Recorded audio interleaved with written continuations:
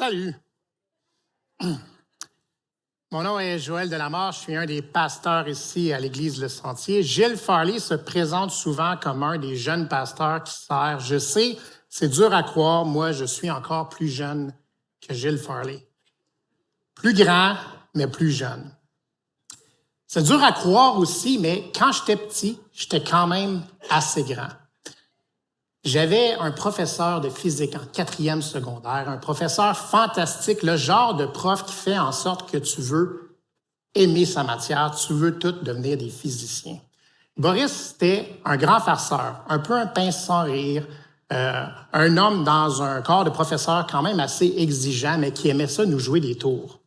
Pendant qu'on écrivait nos examens, en suant des gouttes de sang, Boris, il allait à l'arrière de la classe où il y avait le laboratoire avec les éviers, puis là, il aimait ça, ouvrir la champlure.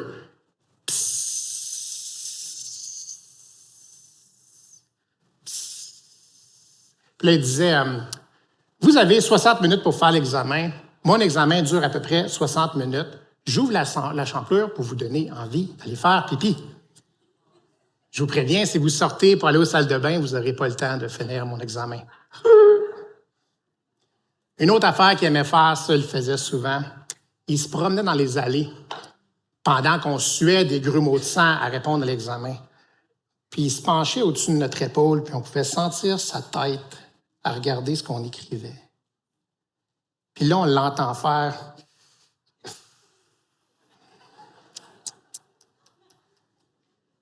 Puis là, il continuait à marcher. Puis là, on était vraiment incertain de notre coup. J'étais sûr de ma réponse. J'ai-tu manqué mon coup? Je vais refaire mes calculs, voir, mais non, c'est les bons. Mais pourquoi? Il est-tu en train de me tirer la pipe? Il est-tu en train de me jouer un tour? Faire un examen pour Boris Plante, c'était un exercice de guerre psychologique à chaque fois. À chaque fois, tu sortais de son examen, tu étais sûr que tu avais coulé ta vie. Puis lui, il nous regardait avec un sourire. Aujourd'hui, on va se pencher sur l'histoire d'une femme qui souffre, qui est rejetée par ses contemporains. À ce moment-là de sa vie, elle a elle aussi l'impression que Dieu est au-dessus de son épaule puis qu'il la regarde de même en faisant « Ma grande, celle-là, tu l'as échappée ». Elle se sent jugée par Dieu comme nous, comme on se sentait jugé par Boris Plante. Il fait chaud, le climat est aride, elle est seule, elle a soif. Quand ça va mal, ça va mal. C'est là qu'elle va faire une rencontre improbable. Un homme qui est là, qui se repose sur le bord du puits, qui va commencer à lui parler. Je vous invite à tourner avec moi dans l'Évangile de Jean, au chapitre 4, verset 3. Jean, chapitre 4, verset 3. Mais avant de lire, on va prier. Père éternel, quelle joie de pouvoir lire ta parole. Quelle joie de constater que tu as révélé plusieurs facettes de ta personnalité à travers des histoires bibliques, des poèmes, à travers des trames historiques, à travers cette histoire qu'on va lire ce matin. Que ton esprit puisse ouvrir nos cœurs. Enseigne-nous, Seigneur, par tes paroles. Amen. Jean, chapitre 4, verset 3, dit « Alors Jésus quitta la Judée et retourna en Galilée. Comme il devait traverser la Samarie, il arriva dans une ville de Samarie appelée Sychar, près du champ que Jacob avait donné à son fils Joseph. Là se trouvait le puits de Jacob. Jésus, fatigué du voyage, était assis au bord du puits. C'était environ midi. Une femme de Samarie vient puiser de l'eau. Jésus lui dit, « Donne-moi à boire. » En effet, ses disciples étaient allés à la ville pour acheter de quoi manger. La femme samaritaine lui dit, « Comment? Toi, qui es un Juif, tu me demandes à moi à boire? Une femme samaritaine? » Les Juifs, en effet, n'ont pas de relation avec les Samaritains. Si vous lisez dans votre Bible, je vous invite à garder un doigt dans le passage. Si vous lisez sur votre téléphone, je vous invite à le fermer parce que vous allez épuiser votre batterie. On va revenir au passage plus tard. Notre histoire se passe il y a 2000 ans. Jésus quitte la Judée pour se rendre en Galilée en passant par la Samarie. Alors, si vous vous imaginez un peu la région en forme de banane, je vais vous faire une map digitale avec mes doigts. La Judée, c'est en bas, la Galilée, c'est en haut. Dans le milieu, il y a la Samarie. Ça, c'est un voyage d'environ 112 km à faire à pied. 112 km, c'est un peu comme partir d'ici en suivant la 50 jusqu'à la ville de La Chute, en direction de Montréal. Sauf qu'il n'y a pas d'autoroute de tracé pour vous. C'est un chemin qui est quand même difficile dans un climat qui est quand même relativement aride. Malgré ce long chemin-là, à l'époque de Jésus, les Juifs préféraient souvent éviter la Samarie Pour éviter la Samarie, ils passaient soit à l'est, en suivant le Jourdain, ou soit en l'ouest, en suivant la mer Méditerranée, pour ne pas passer en Samarie. Ça, c'est un peu comme si vous décidiez d'aller à la ville de Québec en évitant Montréal parce que vous n'aimez pas le trafic, puis vous prenez tous les petits chemins de campagne pour vous rendre. Ce détour-là pouvait rajouter de 2 à 3 jours de marche à leur voyage. Mais pourquoi les Juifs se cassaient le pompon à ce point-là à ne pas passer par la Samarie? Pour vous faire une histoire assez longue quand même, en quelques phrases assez courtes, parce qu'on n'a pas toute la matinée à passer là-dessus, en 722 avant Jésus-Christ, l'Empire assyrien envahit Israël, envahit les tribus du Nord, dont la Samarie fait partie. Les Assyriens vont prendre les habitants, vont les déporter, puis pendant la déportation, les Assyriens vont abandonner progressivement Dieu, vont s'attacher à d'autres dieux, vont se mélanger avec d'autres cultures. Lorsque les Samaritains reviennent dans leur terre après la déportation, ils apportent avec eux toutes ces cultures-là. Du point de vue des Juifs, ils ont trahi la cause, ils ont trahi la foi. En 586 avant Jésus-Christ, la Judée qui est en bas, les Juifs se font également envahir par l'Empire babylonien. L'Empire babylonien vient, va apporter tous les Juifs, mais les Juifs ne feront pas comme les Samaritains, ils vont rester attachés à Dieu, ils vont refuser de se mélanger, ils vont rester attachés à leurs coutumes. Si bien que lorsqu'ils reviennent en Judée, après, ils ont gardé pour eux le feu sacré. Dieu est avec eux. Donc évidemment, quand tu es Juif, tu regardes un Samaritain et tu te dis, tu es un faible, tu es un païen, et puis ça ne vaut pas la peine d'aller te voir, tu es un impur. Mais les Samaritains trouvent, eux autres aussi, qui sont des enfants de Dieu. Après tout, l'histoire qui se passe ici, le puits de Jacob, qui est juste ici, c'est le puits de Jacob. Jacob, là, c'est comme ça que Dieu se présente à Moïse dans le buisson ardent, lorsque, dans le livre d'Exode, Dieu parle à Moïse directement à travers un buisson. Dieu dit, je suis le Dieu d'Abraham, d'Isaac et de Jacob. C'est de ce Jacob-là qu'on parle. Ce puits-là, c'est Jacob qui l'a creusé. Un petit peu plus loin, si vous êtes au puits, vous pouvez voir là où on a enterré les ossements de Joseph. À la sortie de l'Égypte, dans le livre de l'Exode, les ossements de Joseph ont été apportés, enterrés sur ce même terrain-là. Cette place ici est quand même assez sacrée. Les Samaritains se considèrent fils de Jacob, un homme important. En 400 avant Jésus-Christ, les Samaritains décident que la zone est importante. Sur les monts Gérazim, qu'on peut aussi voir à partir d'où ce qu'on est au puits, un petit peu là-bas à l'horizon, ils ont bâti un temple où on va adorer leur version du Dieu. En fait, ils se sont un peu créés une religion. Les Samaritains croient généralement aux 5 premiers livres de la Bible, de la Genèse à Deutéronome. Après ça, tout le reste, ils trouvent ça pas trop important. Puis, ils se bâtissent un temple, ce qui est évidemment un affront pour les Juifs qui sont à Jérusalem, qui, eux, ont le vrai temple, là où Dieu habite. Le temple que Salomon a bâti, qui a été détruit, qu'ils ont rebâti, puis qui est là en ce moment. C'est dans ce climat-là un peu tendu que Jésus arrive sur le bord d'un puits pour demander à une femme à boire.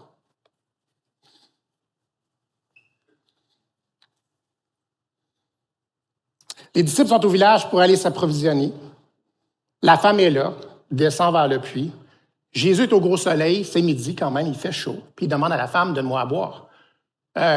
Pour nous, il n'y a rien de vraiment spécial. Jésus a soif, la femme a une cruche, donne-moi à boire, on passe au chapitre suivant. Mais pour les gens de l'époque, il vient de se passer une petite explosion. Et Jean, dans le passage qu'on vient de lire, prend bien soin de nous le mentionner. On peut le lire dans la réponse de la femme. Comment? Toi qui es un Juif, tu parles à moi, une femme samaritaine, t'es-tu fou? On peut lire la surprise dans la réponse de la femme, puis en connaissant un peu l'histoire, on peut aussi lire un peu de dédain. En règle générale, chez les Juifs, il était recommandé de minimiser les interactions avec les autres femmes pour éviter les tentations puis éviter les oui-dire également.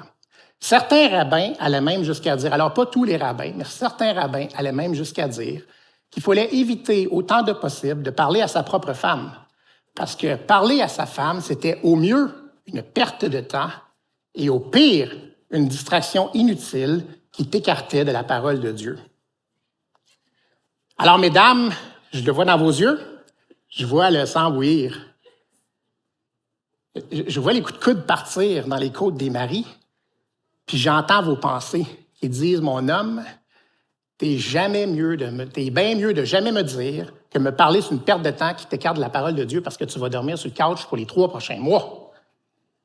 Puis je me permets de vous rassurer, Jésus va passer à travers ces tabous sociaux-là comme un couteau dans du beurre mou. En fait, il va non seulement adresser la parole à la femme samaritaine, mais comme on va le voir dans l'histoire, il va faire resplendir sa gloire dans cette région-là de la Samarie. Longtemps après sa mort et sa résurrection, cette femme-là occupe une place importante dans le plan de Jésus. Mais si on revient dans le contexte de notre histoire, Jésus vient de faire le grand chelem du tabou social. Premièrement, il a parlé à un Samaritain. Deuxièmement, il a parlé à une Samaritaine, une femme. Et troisièmement, il vient de lui demander à boire. Les Juifs croyaient que les Samaritains étaient tellement impurs que tout ce qu'ils touchaient était impur par osmose. Alors, évidemment, les Juifs refusaient de manger la bouffe qui était préparée par des Samaritains parce que impureté et bactéries, on ne sait pas trop. Mais quand tu es pogné en Samarie puis que tu voyages, puis que ça prend, mettons, 3 jours, des fois, tu n'as pas le choix, il faut que tu manges. Alors, quand c'était le temps de manger, les Juifs toléraient généralement de manger de la nourriture sèche parce qu'ils considéraient que ça prenait plus de temps aux Samaritains à transférer les impuretés de la nourriture sèche que de la nourriture mouillée. Bon, on prend nos coutumes où ce qu'on peut. Fait que vous pouvez quand même vous imaginer que pendant ce temps-là, les disciples sont au village en train de magasiner des noix, des graines de tournesol. Ce soir, ils ne vont pas manger de steak, ça je peux vous le garantir, parce qu'ils veulent rester purs. Puis pendant ce temps-là, on a Jésus sur le bord du puits, le Fils de Dieu, certainement le plus pur de la gang, qui va demander à une femme qui s'approche de boire de l'eau dans sa cruche, à elle. De l'eau, c'est pas sèche. Puis nous, on trouve ça drôle, puis on trouve ça un peu incroyable parce que c'est pas notre culture. Mais nous aussi, on a nos petits tabous. On a des petits tabous comiques, on a des petits tabous qui sont moins comiques un peu. Avez-vous entendu parler d'André? André prend pour les sénateurs d'Ottawa. Un Québécois qui prend pour les sénateurs d'Ottawa. Non, moi. T'es un Québécois, tu prends pour les Canadiens de Montréal ou t'écoutes pas le hockey, c'est pas mal tes 2 choix. Sinon, t'es un traître à la nation. Il y en a des comiques, il y en a des moins comiques des fois. T'as-tu vu le gars qui vient de rentrer à l'église, marcher dans l'allée? Il avait des tatous qui partaient du poignet jusqu'à l'épaule. Je te gage qu'il y avait même des tatous dans le dos, peut-être même ailleurs. Ça n'a pas d'allure. Tacher le corps avec des dessins de même quand le Saint-Esprit vit dans toi. Qu'est-ce que ça dit de son témoignage? As-tu entendu parler de Sonia? Elle s'est mise à fumer. Eh oui, encore esclave de la cigarette. Ça, soit tu t'attaches à Dieu ou tu t'attaches à la cigarette, là, c'est inacceptable. Avez-vous entendu parler d'Éric? Éric vient de faire une dépression. Oui, c'est sûr. Il travaillait, tu étais tout le temps à sa job. C'est ça. Quand tu es à l'argent, tu travailles trop, tu fais une dépression. Il aurait été mieux de mettre Dieu en premier dans sa vie. Dans les faits, j'aime ça me faire croire que je suis comme Jésus sur le bord du puits puis que j'accueille les gens comme ils sont, peu importe d'où ils viennent. Mais pour être vraiment franc avec vous, je suis plus comme la femme samaritaine qui descend vers le puits, qui a tendance à accoster les gens, un peu comme elle l'a fait avec Jésus, selon mes propres barrières, selon mes propres tabous sociaux. Mais laissez-moi vous dire que Jésus, même fatigué sur le bord d'un puits, il a soif. Quand il te voit arriver, il n'y a aucune situation qui va faire en sorte qu'il va dire « Ouais, celle-là, je ne parlerai pas, il est rendu trop loin. Les tatous, c'est pas cool. » Jésus va toujours nous adresser la parole en premier. Et si Jésus s'approche de nous, alors qu'on n'a rien fait pour mériter cela, comment donc répondre à Jésus? Je vous invite à retourner dans votre Bible au verset 10 pour avoir la suite de l'échange. Donc, Jean, chapitre 4, verset 10. Jésus lui répondit, « Si tu savais quel est le cadeau de Dieu et qui est celui qui te dit, « Donne-moi à boire », tu lui aurais toi-même demandé à boire et il t'aurait donné de l'eau vive. » Seigneur, lui dit la femme, tu n'as rien pour puiser et le puits est profond. D'où aurais-tu donc cette eau vive? Es-tu, toi, plus grand que notre ancêtre Jacob, qui nous a donné ce puits et qui a bu de son eau, lui-même, ses fils et ses troupeaux? Jésus lui répondit, toute personne qui boit de cette eau-ci aura encore soif. En revanche, celui qui boira de l'eau que je lui donnerai n'aura plus jamais soif. Et l'eau que je lui donnerai deviendra en lui une source d'eau qui jaillira jusque dans la vie éternelle. La femme lui dit, « Seigneur, donne-moi de cette eau afin que je n'ai plus soif et que je n'ai plus besoin de venir puiser ici. » À ce moment-ci, vient de se passer quelque chose de phénoménal. Jésus répond en disant, « Si tu savais quel est le cadeau de Dieu. » Jean, dans son évangile, prend bien soin de mentionner que Jésus, le Fils de Dieu, qui offre le salut aux Juifs, l'offre également aux étrangers, puis même aux Samaritains. Mais la femme n'a pas tout à fait encore saisi cette nuance-là. Évidemment, je ne peux pas la blâmer. Moi aussi, en plein soleil, à côté d'un puits, j'ai soif. Si tu me parles d'eau qui ne donnera plus jamais soif, je suis bien intéressé quand même un peu. Je prends tout un peu au premier degré. En plus, l'homme qui est en train de me parler, il est en train de me donner l'idée qu'il va me donner à boire. Mais c'est moi qui ai la cruche. Le puits de Jacob, là, c'est 33 mètres de profond, 100 pieds. Ça prend de l'équipement pour aller chercher de l'eau. Jésus, il n'a pas d'équipement. De quoi tu parles? Tu vas me donner à boire. Es-tu plus grand que Jacob? Si les Juifs lisent ce passage-là, ils vont reconnaître ce que Jésus est en train de faire. Jésus prend une image humaine pour traduire une réalité spirituelle. Donc, en parlant d'eau courante, abondante, le puits de Jacob était comme sur une veine d'eau, c'est tout le temps alimenté en eau fraîche. Le Juif aurait compris que Jésus fait allusion à la vie éternelle, une réalité spirituelle. Dans plusieurs livres prophétiques, comme dans le livre d'Isaïe, de Jérémie, d'Ézéchiel, c'est une image qui revient souvent, les sources qui jaillissent pour parler de la providence de Dieu.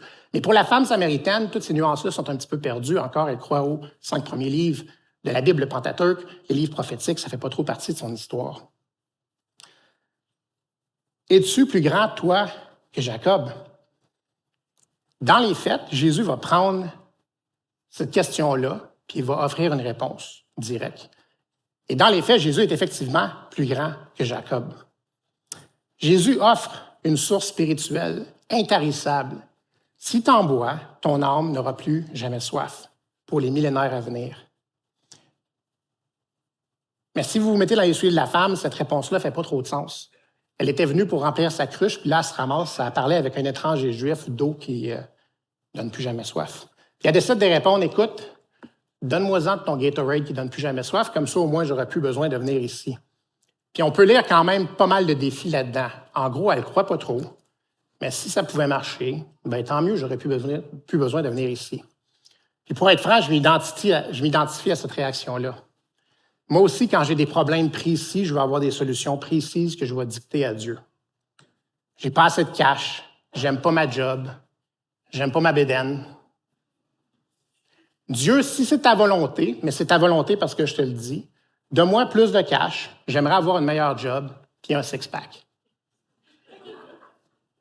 On voit nos problèmes, nos désirs comme des choses détachées dans notre vie, mais Dieu regarde notre vie sur le plan de l'éternité, de quand on est né jusque dans l'éternité.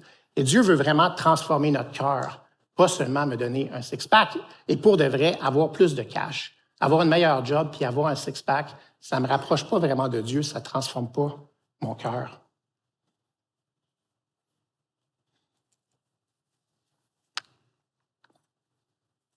Et qu'est-ce que ça veut dire que je devienne une source qui va jaillir jusque dans l'éternité? Dans l'histoire qui nous concerne, une femme samaritaine se demande comment ça marche de l'eau magique qui fait que tu n'auras plus jamais soif. Jésus utilise nos concepts humains pour représenter une réalité spirituelle. Et si on revient dans la Bible, la femme demande « Donne-moi-en de ton eau magique ». Et Jésus répond au verset 16 « Va appeler ton mari et reviens ici ».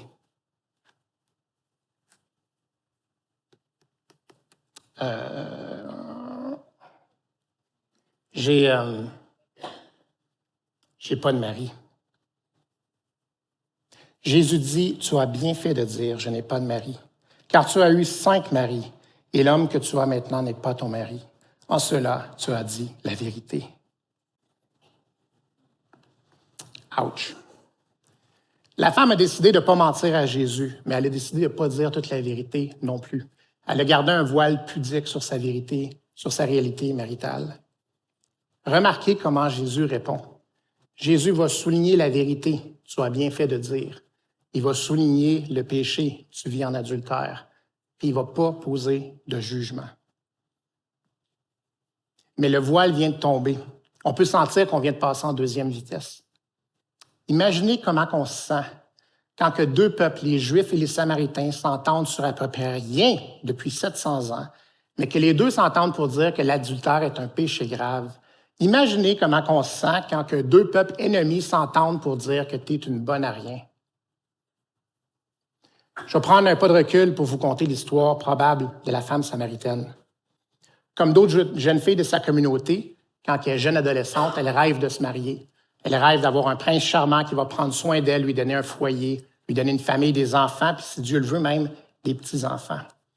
À l'époque de la Samarie, la femme choisit le prétendant avec la famille. C'est un travail communautaire, mais la femme a son mot à dire, ce qui veut dire que son premier mariage, cet homme-là, elle l'a choisi.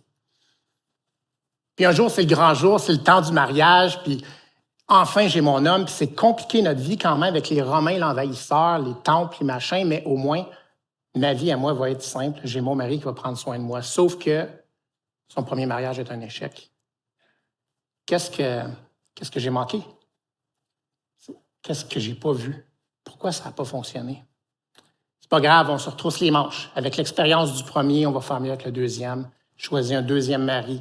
Elle se marie encore un échec. Troisième mariage, troisième échec. Quatrième mariage, quatrième échec. Cinquième mariage, cinquième échec. Oui, il n'y aura pas de sixième mariage. Elle décide de vivre en concubinage avec un homme et refuse de s'engager. Dans ces temps-là, il y avait 3 grandes causes pour demander le divorce. C'était quand même assez rare qu'il y avait des divorces, mais 3 causes. C'était des fois accepté, mais souvent accepté pour des causes d'adultère ou de stérilité, et parfois accepté pour cause d'incompatibilité. Il aurait été surprenant que ces premiers mariages soient des échecs pour cause d'adultère, parce que le remariage aurait été difficile. Même chose pour la stérilité, ça veut dire que potentiellement les causes des échecs de ces mariages étaient incompatibilité. Je veux pas de toi. 5 fois. Puis elle refuse de s'engager chez elle, puis elle prend un sixième homme, puis en faisant ça, elle se met à dos sa propre communauté, est rejetée peut-être même par sa famille. Ça explique pourquoi elle vient le midi chercher de l'eau quand il n'y a personne au gros soleil à suer sa vie pour rapporter son eau. Parce que quand elle vient le matin puis quand elle vient le soir, elle est avec les autres femmes du village, puis elle se fait sans cesse répéter comment mauvaise qu'elle est. Elle revit sans cesse son rejet. No more. Je vais faire une pause ici pour souligner la grâce, la patience, l'amour incroyable que manifeste Jésus envers cette femme. Jésus, qui connaît tout ça, va passer à travers les barrières sociales. Il va éclater nos tabous. Il va même mettre en suspens l'exécution de sa propre loi pour venir parler au cœur de la femme et venir lui offrir de l'eau qui fait en sorte qu'elle va devenir une source qui va rejaillir jusque dans l'éternité. Plutôt que de la juger, il veut transformer son cœur. Jésus avait compris au début de l'échange que la soif physique de la femme, ce n'était pas son plus gros problème, puis la femme commençait à comprendre ça aussi. Ce même Jésus, il s'approche de nous dans notre douleur. Il nous tend la main dans notre détresse. Mon ami, en descendant vers le puits avec tes fardeaux, abandonne ta cruche pour te brancher directement à l'eau courante et Jésus-Christ. À celui qui demande, le Sauveur éternel sauve éternellement. Terminons ensemble la lecture de ce passage. Jean chapitre 4, verset 19. La femme répond, « Seigneur, je vois que tu es un prophète. Nos ancêtres ont adoré sur cette montagne. Et vous dites, vous, que l'endroit où il faut adorer est à Jérusalem. » Femme, lui dit Jésus, « Crois-moi, l'heure vient où ce ne sera ni sur cette montagne, ni à Jérusalem que vous adorerez le Père. Vous adorez ce que vous connaissez, ce que vous ne connaissez pas. Nous adorons ce que nous connaissons, car le salut vient des Juifs. Mais l'heure vient, et elle est déjà là, où les vrais adorateurs adoreront le Père en esprit et en vérité. En effet, ce sont là les adorateurs qui recherchent le Père. Dieu est esprit, et il faut que ceux qui l'adorent en esprit et en vérité. » La femme lui dit, « Je sais que le Messie doit venir, celui qu'on appelle le Christ. Quand il sera venu, il nous annoncera tout. » Jésus lui dit, « Je le suis, moi qui te parle. » On peut voir qu'il n'y a plus de sarcasme dans les questions de la femme, mais il y a quand même encore des bonnes questions. Sa garde est tombée, mais il y a certaines affaires qui ne fonctionnent pas. Certains commentaires bibliques vont dire qu'avec son péché mis au grand jour, son adultère, la femme va décider de balancer à Jésus une question théologique pour enlever les projecteurs de sa situation tellement elle souffre. C'est bien plus facile de parler de théologie systématique que de péché dans ma vie. Mais d'autres commentaires vont dire, et je suis assez d'accord avec cette deuxième série de commentaires, on est en face d'une femme qui est intelligente, perspicace, qui connaît les coutumes et les religions de son temps, qui est en train de se poser une question légitime. Manifestement, l'homme en face d'elle est quelqu'un de spécial envoyé par Dieu. Manifestement, c'est un prophète avec un petit P, peut-être même le prophète avec un grand P. Mais c'est un Juif, puis on est des Samaritains. Puis les Juifs, ils disent que le vrai Dieu est à Jérusalem, au temple. Puis nous, les Samaritains, on dit qu'il faut aller adorer sur Gérazim, qui est en haut, à l'ouest. Il est où Dieu? Comment ça marche, la patente? Qu'est-ce qu'il faut que je fasse?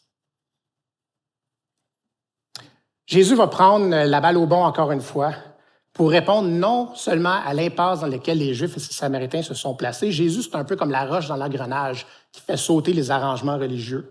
Mais il va prendre l'occasion pour nous enseigner quelque chose de fondamental. Vois-tu, Dieu n'est pas intéressé par le lieu le plus saint pour le louer.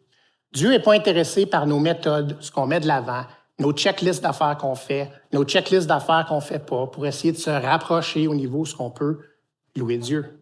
Dieu est intéressé par avoir un cœur transformé en esprit et en vérité. Ce que Jésus est en train de dire dans ce passage, c'est qu'il s'offre lui-même pour transformer nos cœurs et notre adoration, à travers nos souffrances et nos péchés, pour nous rendre, nous, de vrais adorateurs en esprit et en vérité. La seule façon de se connecter à Dieu, c'est pas la place où ce que tu es, c'est ton cœur transformé par Jésus. À la fin du passage, la femme dit, « Je sais que le Messie doit venir, celui qu'on appelle le Christ. » Et Jésus répond, « Je le suis. » En français, on a rajouté l'article « le » pour que la phrase coule un petit peu mieux, « Je le suis ». Mais dans les textes originaux, la réponse de Jésus est « Je suis ». C'est le même « Je suis » qui s'est présenté à Moïse dans l'Exode, dans le buisson ardent. À la fin de l'échange où ce que Moïse a compris qu'il parlait à Dieu, il dit « Mais comment est-ce qu'on doit t'appeler? » Puis Dieu répond « Je suis celui qui est. Je suis. » Jésus a utilisé le peu de connaissances théologiques que la femme avait dans le livre d'Exode pour s'identifier à elle comme étant le Fils de Dieu.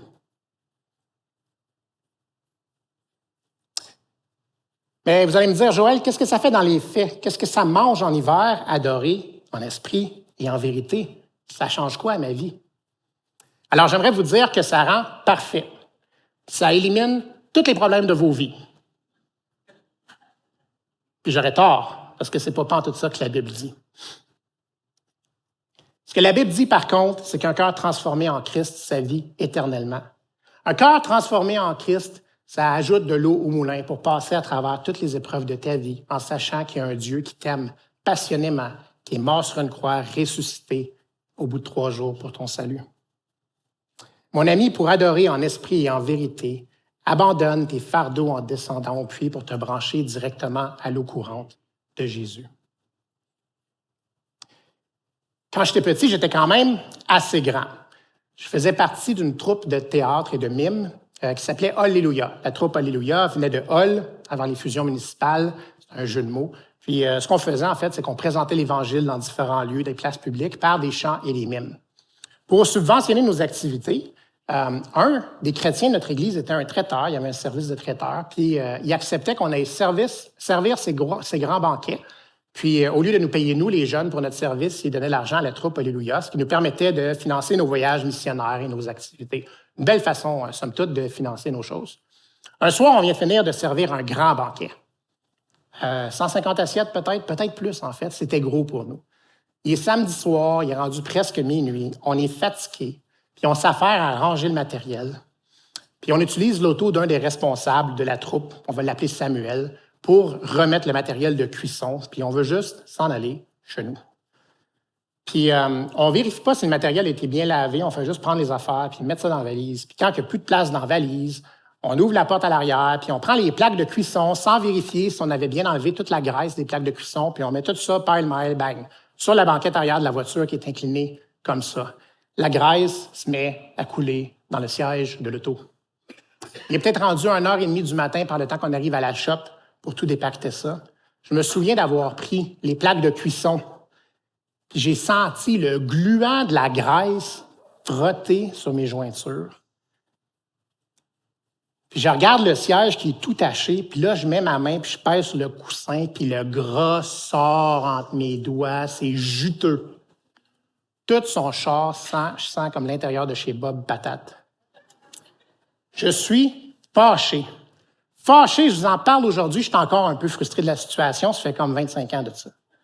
Fâché, comment est-ce que Dieu a pu permettre une affaire de même? Je me souviens plus qui a mis les plaques. Peut-être c'était moi, peut-être c'était un autre. À ce moment-là, c'était pas tant important, mais comment Dieu a pu permettre que ça arrive à ce gars-là? Samuel, il travaille lundi matin, il a besoin de son char, il fait pas ça à temps plein.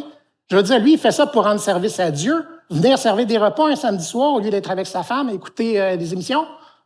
Pourquoi Dieu permet une affaire de même? Fâché! Je me retourne vers Samuel, le propriétaire du char, qui me regarde, puis je vois dans ses yeux la paix, l'amour, puis sans skipper un beat. J'ai essayé de trouver la traduction pour ça, mais on va dire du premier coup. Il regarde la situation, puis il dit « Ah, ça c'est plate, hein? » Écoute, aide-moi, Joël, à ramasser le reste des affaires. On va fermer ça. Demain, on figurera qu'est-ce qu'on fait. Il est tard. Dieu va s'arranger avec ça. Ça, c'est plate. Écoute, moi, je suis pas matérialiste. Tant que tu touches pas à mes affaires. Mais si tu touches à mes affaires, faut pas que tu touches à mon char. Fais attention en tournant les coins de rue pour pas frotter les rêmes sur le bord de la curb. Fais attention les stationnements. Stationne-toi loin, je veux pas avoir des pocs sur mon char. Quand je conduis, j'essaye d'éviter les stone chips qui pourraient arriver en avant là, pour poquer mon pare-choc. De la graisse sur ma banquette arrière, c'est pas plate, c'est une catastrophe. Puis Samuel en arrière, lui, ça passe comme dans du beurre. Ça, mon ami, c'est un résultat probant d'un cœur transformé par Christ qui est rejailli dans l'éternité. Je vous le dis, à ce jour ici, ça fait des décennies de ça. À toutes les fois que la moutarde me monte au nez, OK? Que les fils se touchent, que je suis pogné dans un stationnement de Costco avec du monde qui ne savent pas comment se stationner, que je suis dans la voie de gauche à essayer de dépasser, puis que le gars en face de moi roule à 105 pour dépasser le gars qui roule à 103. Tasse-toi! Je me souviens, même dans des situations plus graves que ça, de Samuel qui a dit « Ça, c'est plate. Dieu va s'occuper de ça plus tard. » Un cœur transformé. Samuel a dû changer de char, tellement c'était taché, ça ne se lavait pas. Puis il parlait de cette situation-là en riant plus tard. Je ne suis pas encore rendu à ce niveau-là, je vous rassure. Jésus et la femme samaritaine, ce n'est pas juste l'histoire d'une femme intelligente, perspicace, blessée par la vie, possiblement rejetée par ses pairs. C'est aussi l'histoire d'un sauveur aimant, compréhensif, attentif, généreux, qui a revêtu le cœur d'un homme pour s'approcher de notre condition humaine et venir nous offrir une transformation permanente, afin que toi, comme Samuel et moi, on puisse être transformés dans notre vie jusqu'à l'éternité. En 1953, un petit bonhomme portoricain frisé est abandonné dans un orphelinat de Trois-Rivières.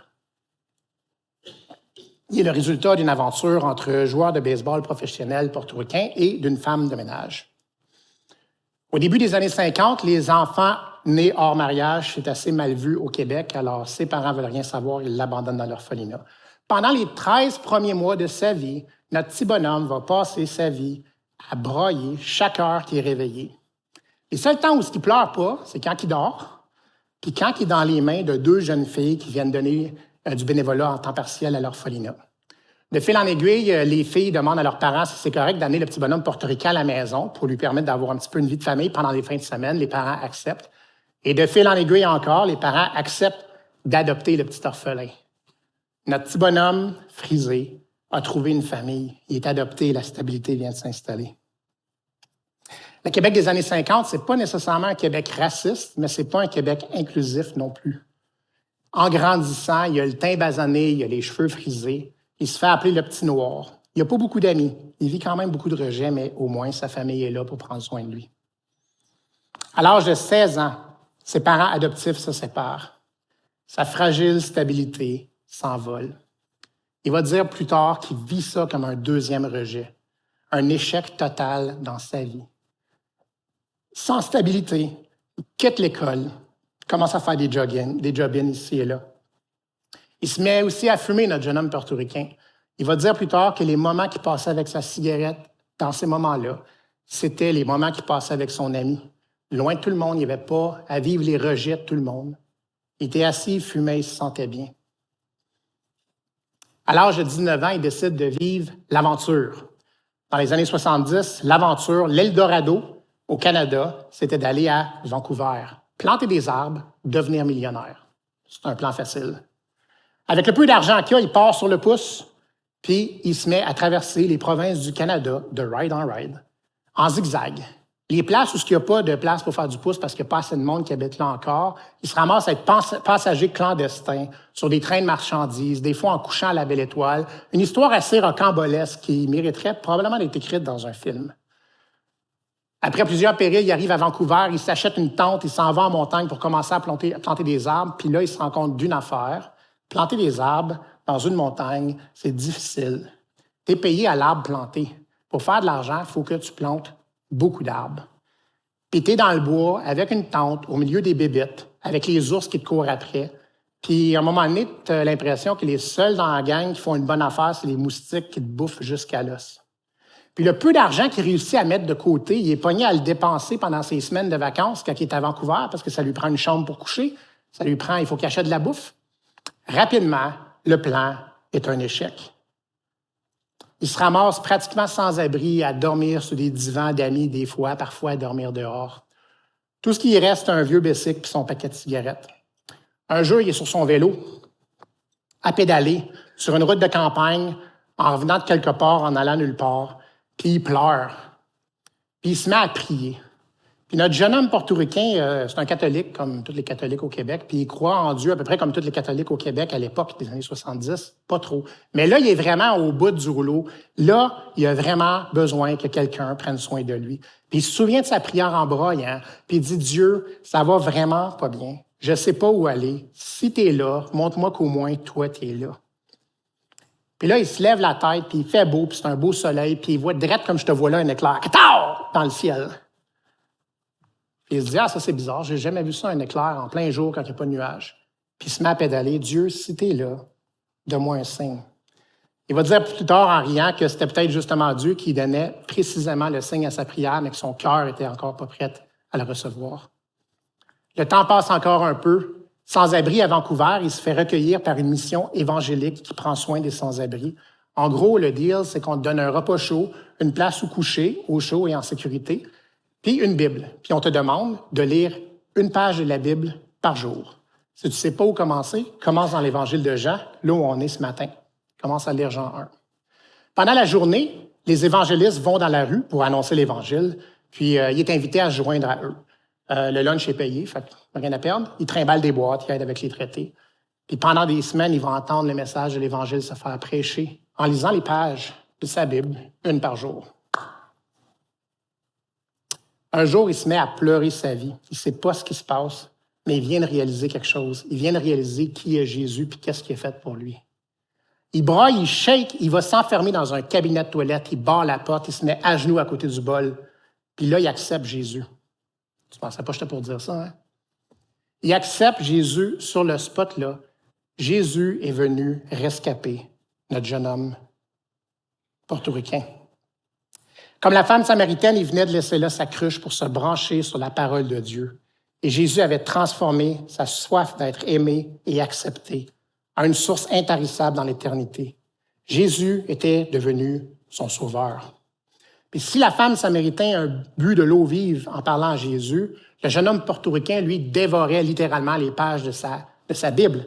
Il fumait toujours, mais à toutes ses pauses cigarettes, maintenant, il lisait des chapitres entiers de la Bible puis il les remémorait par cœur pour se rappeler les promesses de Dieu. Il avait été adopté par Dieu. Toujours à Vancouver, il va décider de revenir à Ottawa, où il peut maintenant partager le message de Jésus dans la rue, un peu selon le modèle qu'il avait connu à Vancouver. Il voulait devenir un missionnaire itinérant, c'était le plus grand désir de son cœur. Mais Dieu avait un plan différent pour lui. De fil en aiguille, il a rencontré ma mère. Ils se sont mariés. Ils ont eu un petit bonhomme portoricain, presque, mettons, à moitié, avec des cheveux frisés aussi. Et je vous présente mon papa, Clément Delamore. Dieu a fait d'un orphelin rejeté, racisé, né sous l'échec d'une union manquée, vivant d'échec en échec, un père aimant et un enfant de Dieu dévoué. Il a rescapé une situation catastrophique pour la transformer en une histoire fantastique. Est-ce que mon père était parfait? Ma mère et moi, on pense que non. En tout cas, s'il était parfait, il l'a bien caché pendant sa vie. Mais je peux vous dire que je n'ai pas vu beaucoup d'hommes boire la parole de Dieu comme mon père buvait la parole de Dieu, s'approprier les promesses de Dieu au fil de sa vie, à travers les épreuves, à travers la difficulté, même à travers la maladie. J'étais devenu un homme lorsque le cancer a stoppé net la vie de mon papa. En fait, il aurait mieux fait de méditer sa Bible avec un verre d'eau plutôt qu'avec des cigarettes, parce que les cigarettes, ça donne le cancer. En 4 mois, j'ai vu mon père, mon héros, dépérir. Lui qui avait une santé de bœuf, devenir l'ombre de lui-même dans un lit, à ne pas être capable de bouger. Et je suis resté chez moi à attendre. Attendre quoi, je ne sais pas trop, mais j'étais tétanisé. Je ne savais pas comment réagir avec la maladie, fait que j'ai juste rien fait. Tu honoreras ton père et ta mère, tu aimeras ton prochain, tu honoreras ton Dieu. En 2 mois, j'avais brisé 3 des commandements de Dieu. Mon père avait commencé sa vie abandonné par ses parents. Il la finissait abandonnée par son fils unique. Ou du moins, c'est comme ça que je me sentais en route vers l'hôpital. Pour le dernier jour de sa vie, je me sentais en route vers le puits de Jacob. C'est moi qui allais chercher de l'eau avec ma petite cruche, puis un monde de culpabilité sur mes épaules. J'ai eu la chance cette journée-là d'échanger avec mon père. On a échangé peut-être 10 phrases. Qu'est-ce que tu dis à quelqu'un si tu as juste 10 phrases à la fin de sa vie et que tu es honteux, comme c'est pas possible? Ben, j'ai rien dit, je suis bon à rien faire. Mais mon père me regardait, et 2 de ces 10 phrases étaient « Je sais, je t'aime, ça va bien aller, Dieu prend soin de moi ». Mon père avait une confiance indéfectible en Dieu. J'ai réalisé cette journée-là que j'avais mal évalué la grandeur de l'adoption que Dieu avait offerte à mon père. Au milieu de la maladie, au milieu de tous les maux, il y a un mal que mon père ne souffrait absolument pas, et c'était celui d'être abandonné. Jésus a transformé le cœur de la femme samaritaine sur le bord du puits de Jacob. Il a transformé celui d'un petit orphelin portoricain en rébellion à Vancouver. Et le jour du décès de mon père, ce jour-là, il a pris mon fardeau de sur mes épaules en apportant mon père dans l'éternité. Mon ami Jésus t'attend sur le bord du puits. Il connaît ta douleur. Il est celui qui fait les premiers pas. Il est celui qui demande à boire. Il veut entamer la conversation. Il veut piquer ta curiosité. Il veut s'engager dans une relation avec toi. Si ce matin, c'est la première fois que tu entends parler d'un Jésus sauveur, plutôt que d'un Dieu accusateur qui, comme mon professeur Boris Plante, riait de nous dans les erreurs qu'on faisait, sache que Jésus peut te sauver, Jésus veut te sauver, peu importe ton curriculum vitae, ton statut social, la lourdeur de ton passé. Mon ami, en descendant vers le puits, abandonne ta cruche pour te brancher à l'eau courante. Jésus veut te sauver, il attend juste toi. Et si, comme moi, tu es un enfant de Dieu depuis des décennies, puis que tu te surprends à descendre vers le puits avec ta cruche puis un monde de culpabilité sur tes épaules, rappelle-toi de ce Sauveur qui un jour te dit « Joël, donne-moi à boire. » Au milieu de tes souffrances, mon ami, au milieu de tes doutes et de tes manquements, laisse là ta cruche. Rappelle-toi que tu es branché à l'eau courante, Jésus-Christ. Amen.